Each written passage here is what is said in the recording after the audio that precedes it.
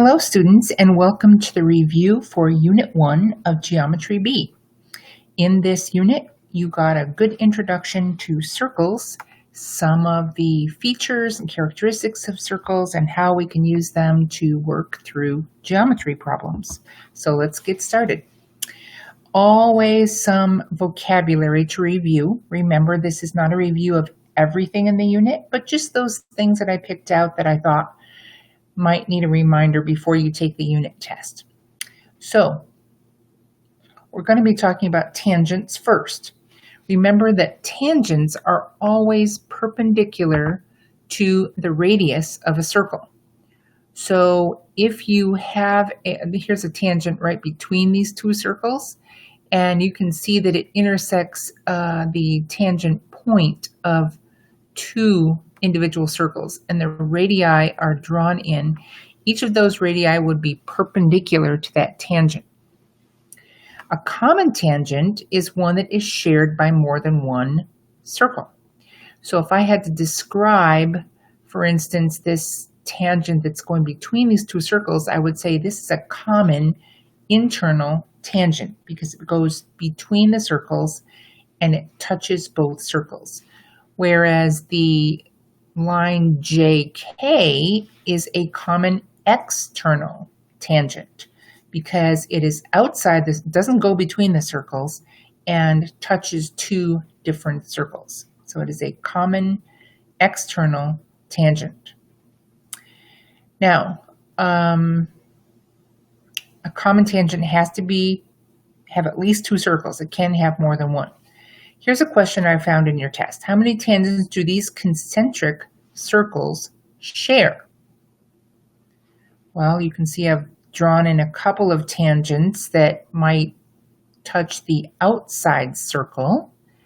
Is there any way that a tangent can be shared between a circle that is completely inside another circle or concentric circles? And the answer is no, because a tangent only intersects a circle at one point.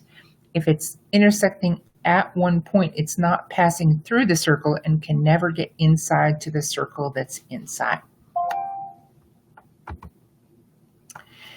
Now, chords are parts of circles that are aligned segments that extend from an endpoint on the circle to another endpoint on the circle.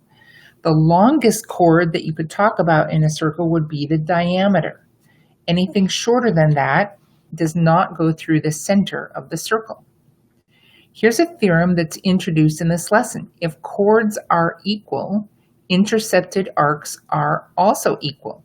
So here BC and DE are said to be equal in the problem that you're introduced to. Therefore, arc BC, the circle, part of the circle between B and C, is congruent to arc DE. Also, a diameter perpendicular to a chord bisects the chord. So you can see this radius. I don't have a right angle sign on here, but if I did, and this is true of a radius as well, if it is perpendicular to the chord, then it bisects the chord, meaning that BX would be the exact same length as XC. These two theorems you'll have to be familiar with. When we talk about arcs, there are two main types, minor arcs and major arcs. If I talked about arc CD, just this short arc, piece of the circle between C and D, that's a minor arc because it is less than 180 degrees. That is less than a half circle. However, if I talk about CBD, that means it goes from C through B, through A, all the way back around to D, the whole rest of the circle except for CD. That is a major arc because it is greater than 180 degrees. A major arc is always listed with 3 points because you have to tell what direction it's going to tell whether you're going to take the short way or the long way. Now remember that any angle that has its vertex at the center of a circle is called a central angle. A central angle has arms that cut or intercept an arc. The arc is also measured in degrees, and it has the exact same number of degrees as the angle did. So here's a problem that you would be able to do once you know that.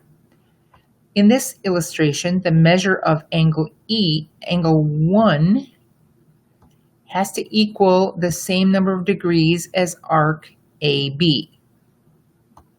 Now, here's the question. If the measure of angle 1 equals the measure of angle 3 equals 20 degrees, 20 and 20, then arc BC measures how many degrees? Okay, well, we know that AD is a diameter, and that cuts the circle in half, that the total arc between A through B through C and over to D is 180. Two of the arcs are equal to 20 because the angles are equal to 20, so that's 40 in all. If I subtract that, I get 140 degrees. And 140 degrees is the measure of angle 2 and also the measure of arc BC.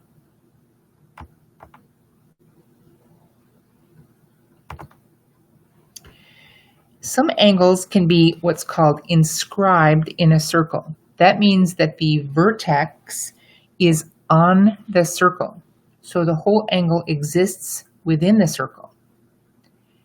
How can you measure the angle of an inscribed angle? Well, it's half of its intercepted arc. So remember, we had a central angle, and here's the illustration we were using before. Central angle would be BPC, and compare that to angle ADC up here on top. You can see the vertex is right on the circle, so this is called an inscribed angle. If we knew the measure of arc AC, we would know that the measure of ADC would be half of that. So let's look at the example from the lesson, from the test. If the measure of angle A is 105, I'll write it out here,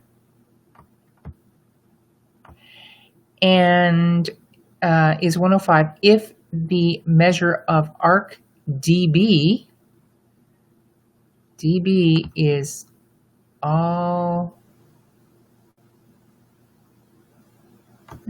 DB has to be around this way because that's not a diameter. So we know that DB is 150. Okay, if the measure of angle A is 105 degrees and DB is 150 degrees, if angle C is 63 degrees, we'll mark that out here, then BDR, that is starting from here,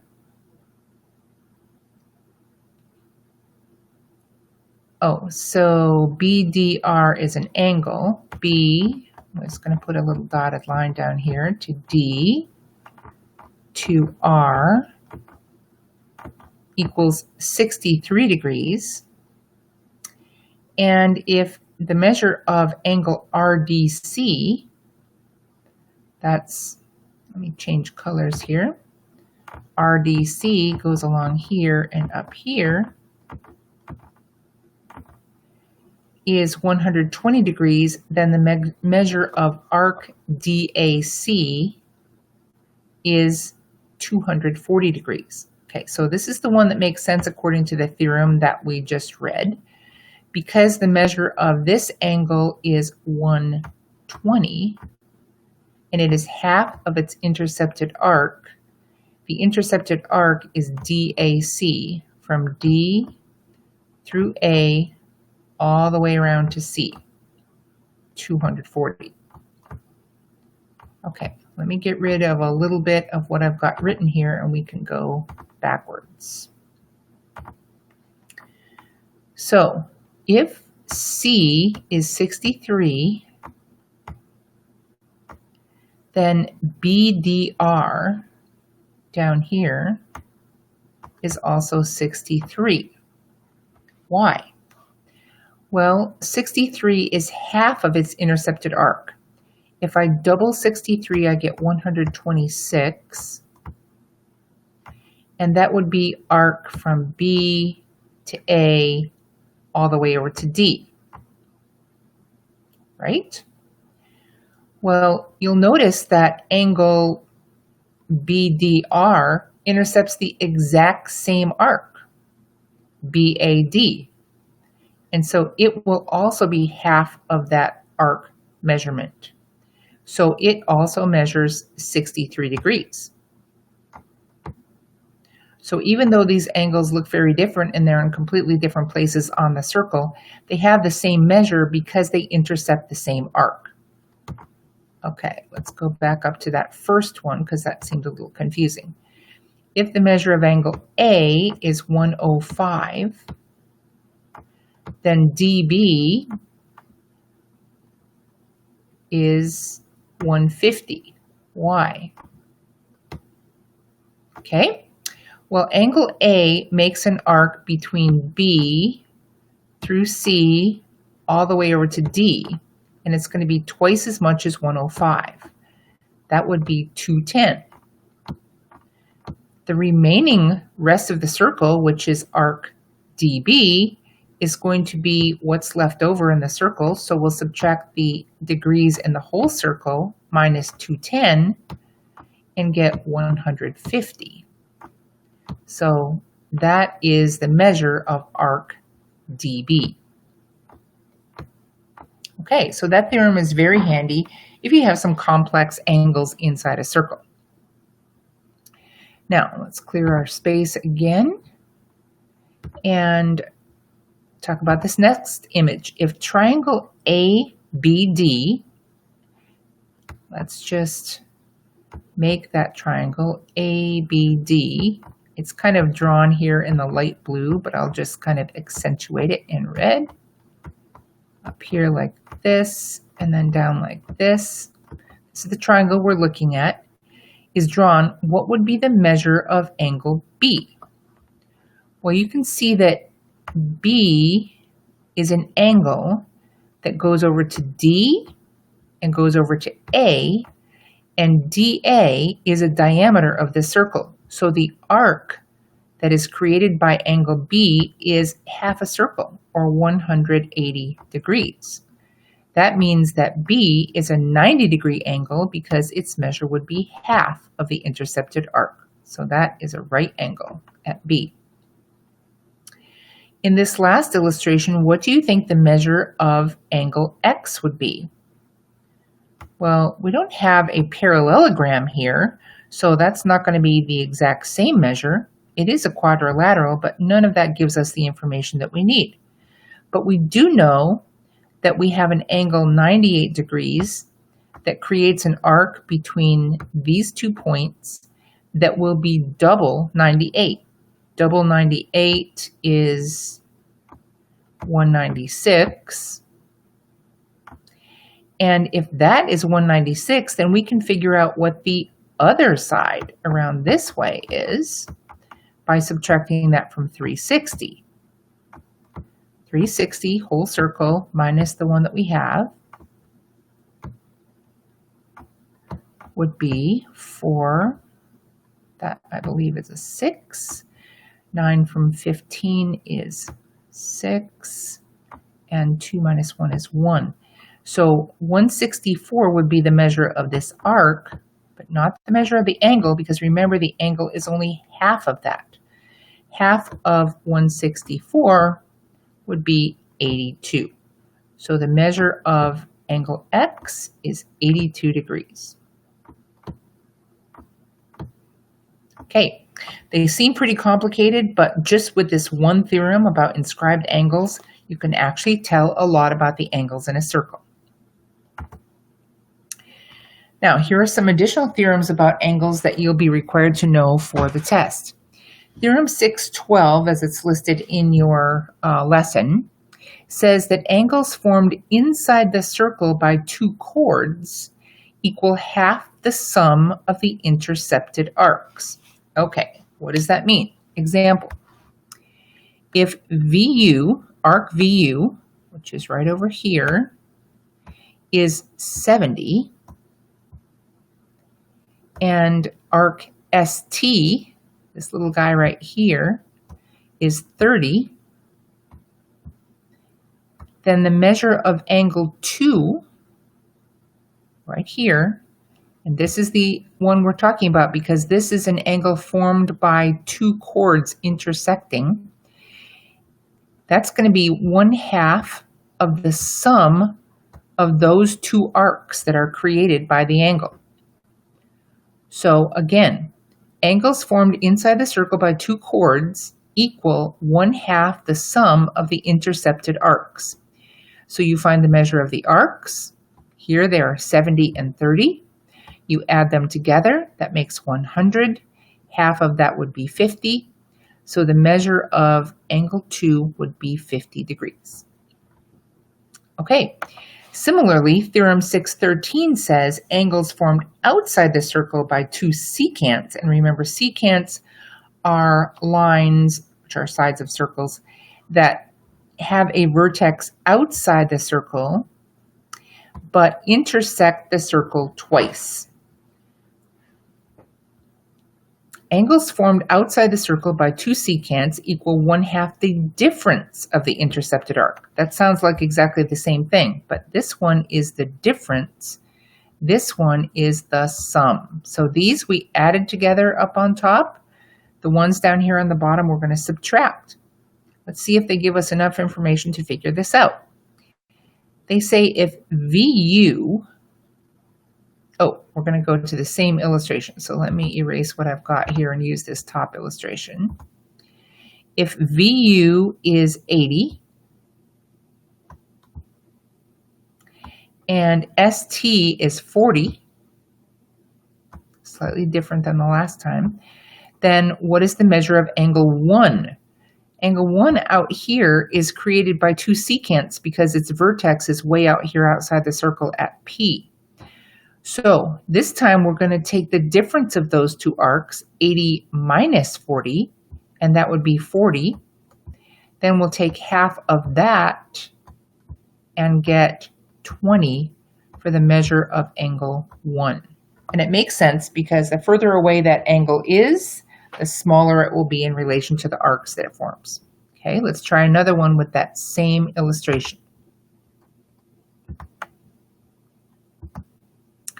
Okay, if VB equals 60, that's the arc up here, and BS is 20, then what is the measure of angle 3? This angle right here intercepts both of these arcs, the 60 and the 20, so we'll subtract them. 60 minus 20 is 40, and again, half of 40 is 20. So in this situation, angle 3 equals 20 degrees. Okay. One more for that illustration, so let me erase what I've got. If the measure of angle 1 is 300,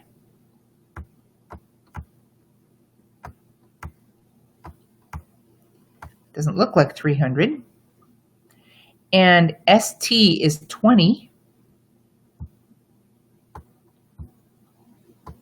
then what is VU? Well, remember we had to subtract them, and this was going to be half of it. If this, I think there might be a mistake. I think this is supposed to be 30 degrees. Sorry about that. Okay, I'll have to go back and fix that.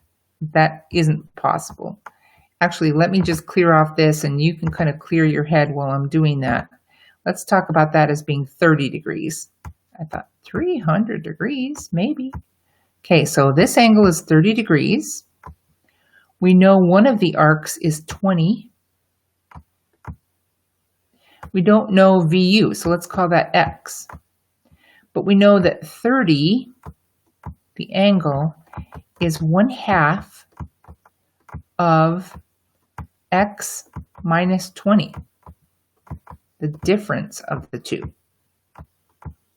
Okay, if we distribute that 1/2, we get x over 2 minus 10. And if I add that 10 to the 30, I get 40 equals x over 2. And then by multiplying both sides by 2, I get 80 equals x. So 80 would be the measure of arc VU. Just to check it, 80 minus 30 or 80 minus 20 is 60, and half of that is 30. Now we get to go down to this final image. What is the length of x? Well, the only angle we have is this 10. And the only arc we have is this 30. But that's okay, because of that theorem, we know that 30 minus this unknown, we'll call this one y, 30 minus y equals, well, half of this, 1/2 of this, equals the angle, equals 10. Okay, half of 30 is 15, and half of y is just y over 2. If I subtract 15 from both sides, I get negative y over 2 equals negative 5. And if I multiply both sides by negative 2, I get y equals 10. So y equals 10. Okay, and just to check it out, 30 minus 10 is 20. Half of that is 10. So that's good. Now, how does that help us find x? Well, you'll notice that this secant goes through the center of the circle, which means that this semicircle is 180 degrees. It consists of the arc that's 30, the arc that's 10, and something left over. So if I add up 30 plus 10 plus x, I know it's going to total 180 because that's a half of a circle, halfway around. 30 plus 10 is 40, and if I subtract that, then x equals 140 degrees. Okay, so pretty fancy math. All right, I've got one more slide for you or two more slides for you of things that you might find here. Lots of theorems listed, and remember, if you go back to your lesson set and you find down at the end of all of your assignments is a glossary, and it has not just your vocabulary, but also a list of all the theorems if you want to print that out and have it in front of you. All right, Theorem 616 says the product of the lengths of the segments of one chord is equal to the product of the lengths of the other chord. Cool. Okay, so what is the length of x? Well, we know that the product of the lengths of the segments of one chord, that means we can multiply 10 times 4, that's 40. That is going to equal 5 times x. Well, if 40 equals 5x, then x equals 40 divided by 5, or 8.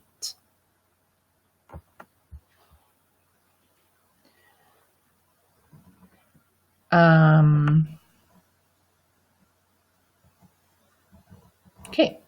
Theorem 617 states that the length of one secant, remember the secant goes outside of the circle, times the length of its external part is equal to the length of the other secant times the length of its external part. So what is the length of x? This must be referring to this illustration right here. So we have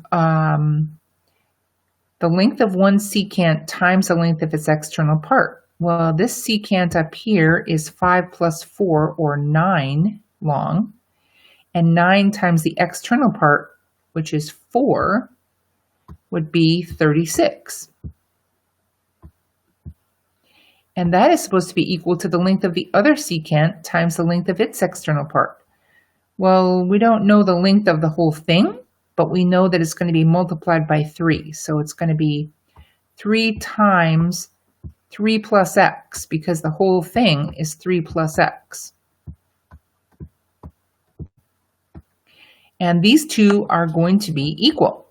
So let's distribute this 3 to get 9 plus 3x. And we can see that 36 will equal 9 plus 3x, and that's the equation I have written right here. Subtracting 9, we get 27 equals 3x, and then dividing both sides by 3, we get x equals 9. Okay, lastly, theorem 618 states that the length of the tangent, and here we have a tangent because it's intersecting the circle at one point, so this line marked x is the tangent. That is the geometric mean between the secant segment, that's the 8 plus 4 here, the 12, and the external part of the secant. So x is the geometric mean between 8 plus 4, which is 12, and 4. What is the length of x? Well, to find the geometric mean, we're going to multiply those two quantities together. The whole secant, 12, times 4 is going to be 48, and 48x, that is times the other external part of the tangent, equals the square root of 48. The square root of 48 can be simplified to the square root of 16 times 3, or 4 times the square root of 3. Now these are very complex, and you could very well have some questions about these or worry about the ones that you see on the test. They're going to be very similar to these, so if you have to stop and go back and look at these again, that's fine. Or if you have further questions, make sure and just let me know. Now, if you still need help, you're definitely welcome to contact me or drop into my live session. It isn't Monday and Wednesday anymore. It's Monday and Thursday at 1 p.m. And I do have a link here, if you have time to copy it off, that talks about a reference, the Regents Exam Prep, that goes over these theorems. That might be an excellent resource for you to use if you want to use it. So give me a call after you watch this video, and let me know if you have any questions that remain before you take this test. Otherwise, good luck on the test, and I will talk to you later.